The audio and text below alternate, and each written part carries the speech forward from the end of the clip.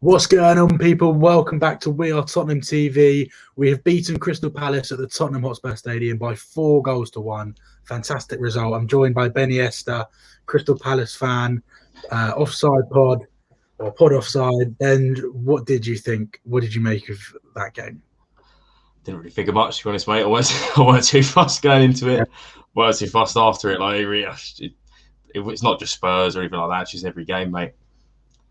I mean, we spoke before the game. We said, I said that lumping crosses into the box, you'll get your chances, and if you can get the ball out wide to stick it into the box, like I said, you'll get chances, and you did, and you took one, and you hit the post. So you weren't short of chances. I know you texted me halfway through saying, "Well, you've been in the box twice," but yeah, one of them was a goal. you had chances. Yeah, I mean, we didn't really have enough chances to win the game. Like, I was always going to know that having that front three is never going to be a 0-0 game, and I couldn't see us scoring more than one goal. That Wilf goal could have come either way. It could have come off the post and hit Lloris, but even if it did, it's still 4-2. Like, we still got defensive stuff that we need to sort out at the end of the day. The only annoying thing is, apart from the Kane worldie, which was brilliant, to be fair, first time. I don't think I've ever seen a Palace player do that. Yeah, all three of the goals are tap-ins. This literally works around our defence, which is like, it's either a credit to your front three being world-class, or it's our defence not being up to standard, really. Yeah, I mean, you know what it is? That first goal, it came from, I think it was Milivojevic losing the ball deep in his own half. And I think if that doesn't happen, and he just lumps it clear or whatever, you just, for that period of play, if we don't score there, I think you could very easily have. We weren't really troubling you too much before that first goal. I thought you were dealing with us quite well. In my opinion, I thought you weren't. You were comfortable in your shape. You were closing down Gareth Bale, doubling up on him and Son every time they got the ball.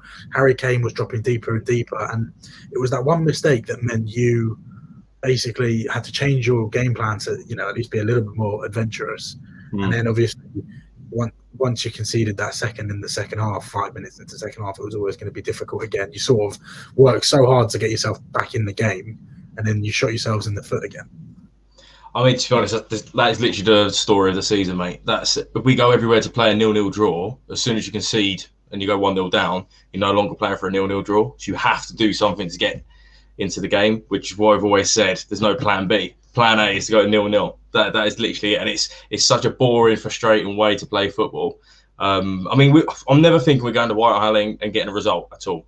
I'm not that deluded. I've watched more football games than you can imagine to know that you're not going to White Hart Lane and getting anything. But it's just every game. That could be West Brom away. I know we won 5-1 at West Brom away, but I mean, it was 1-1. They got a red card, and then we actually turned it on. So, I mean, yeah, it's boring. I could tell you what's going to go on before every Palace game, and that's not really what I want to be as a football fan. I want to go into every game thinking, look, we got a chance here.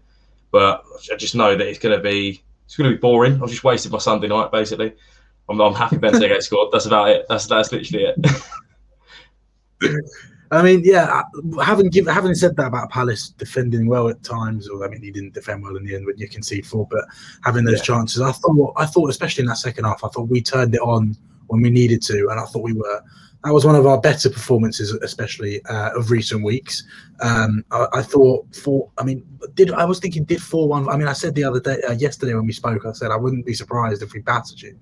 And we have more or less scoreline-wise battered you, at least. And the front three of Kane, Son, and Bale was like coming alive. And as someone who's sort of, maybe not tonight, but as a neutral in general, and you say yourself you quite like Spurs, I think that front three really coming alive, and it's coming alive at the right moment for us.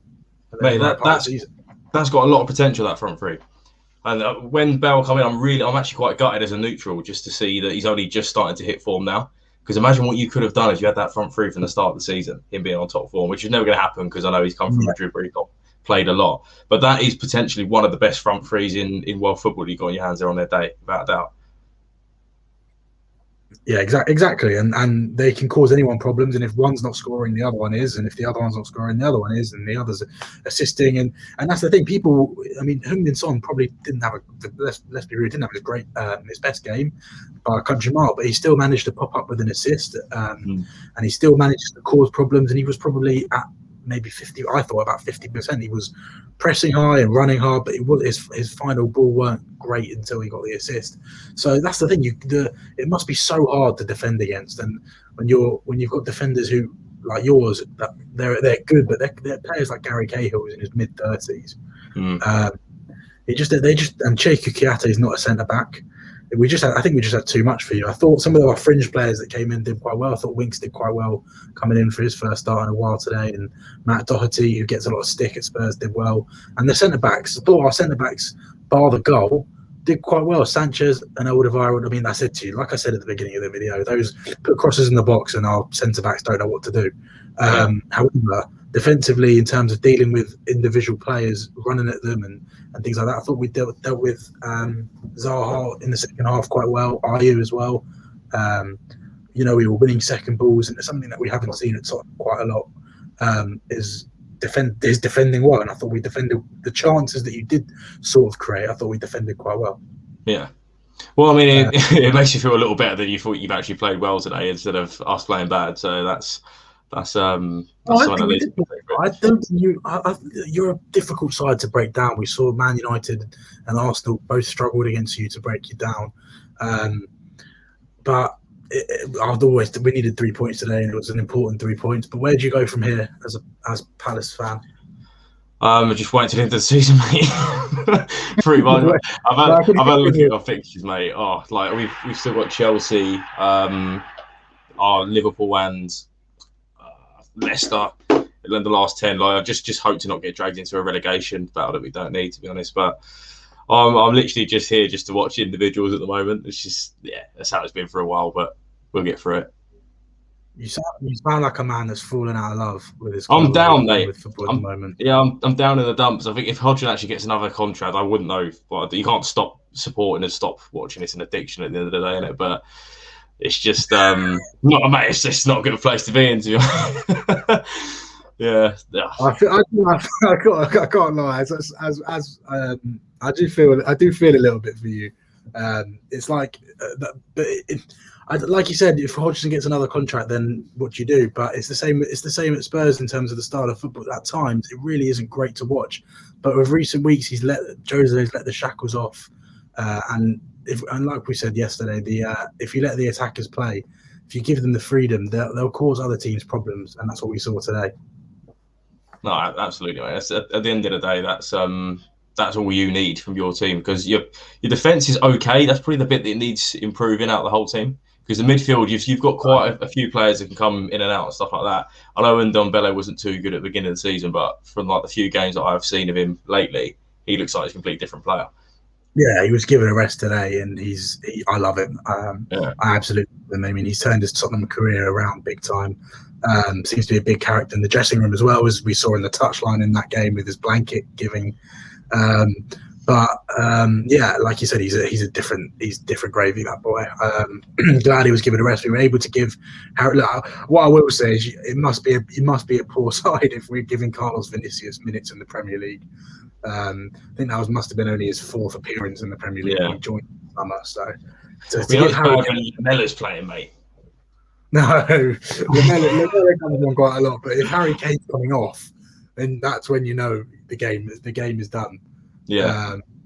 But do you want to thank you very much for joining. Like you said, we move on to Dinamo Zagreb on Thursday in Europe. We got the 3 points we needed today. It was an excellent performance. Thank you very much for jumping on. If you want to give your pod a shout out. Yeah, I mean, it's mostly a Palace pod, but it's going to branch into like general football stuff eventually. So it's Pod Offside on YouTube, Pod Offside on Twitter as well. So I'd appreciate anyone coming over from here. Be good stuff, mate. Okay, well, it's finished. Tottenham 4, Crystal Palace 1, and thank you, Ben, for coming on.